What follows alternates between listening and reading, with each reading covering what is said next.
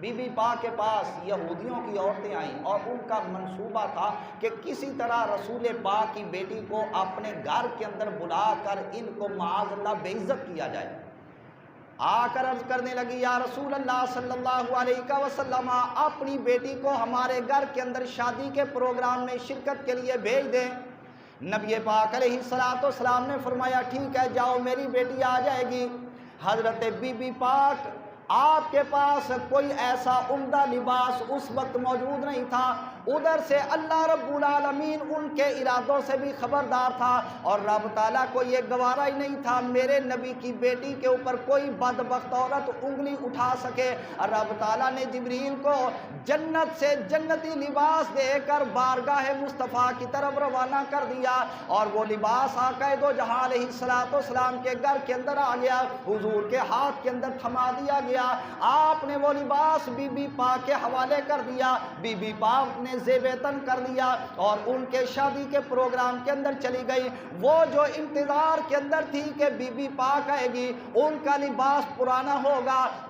جگہ جگہ پر جوڑ لگے ہوں گے، جگہ جگہ پر پیوند لگے ہوں گے، اس واسطے کہ اس سے پہلے وہ یہ منظر دیکھ چکی تھی، لہٰذا جب وہ آئیں گی ہم ان کے بارے میں طرح طرح کی باتیں کر کے ان کو پریشان کریں گی۔ مگر ان کو پتہ نہیں تھا کہ جن کی پریشانی نہ رب تعالیٰ کو گوارا ہے نہ اس کے رسول کو گوارا ہے، تو رب تعالیٰ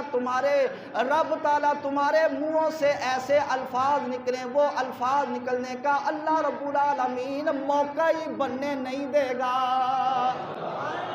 بی بی پاک ان کے پروگرام کے اندر چلی گئی، انہوں نے جب دیکھا تو ان کی آنکھیں کھلی کی کھلی رہ گئی، اور یہ کیا بنا، اتنا عالی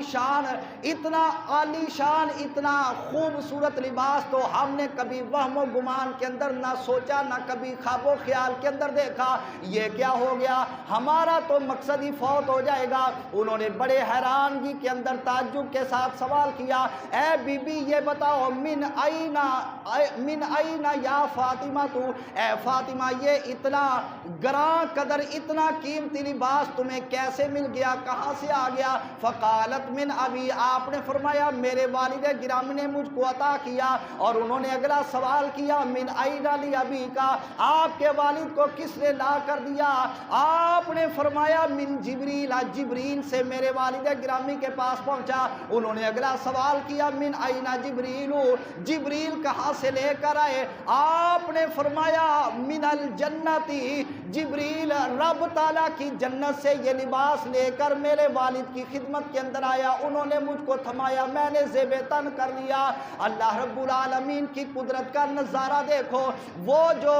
گندا ارادہ لے کر آپ کو دعوت دینے والی بیویاں تھیں، جب انہوں نے ان سوالوں کے جواب پا لیے، ان کے سامنے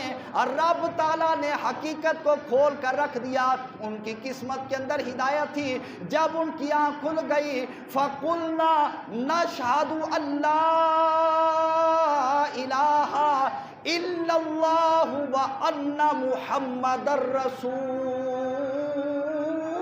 اللَّهِ، وہ ساری کی ساری اپنی زبان سے کلمہ پڑھنے لگی اور سیدہ فاطمہ رضی اللہ تعالی عنہا کے سامنے کلمہ پڑھ کر نبی پاک علیہ السلام کی غلام بن جاتی ہے۔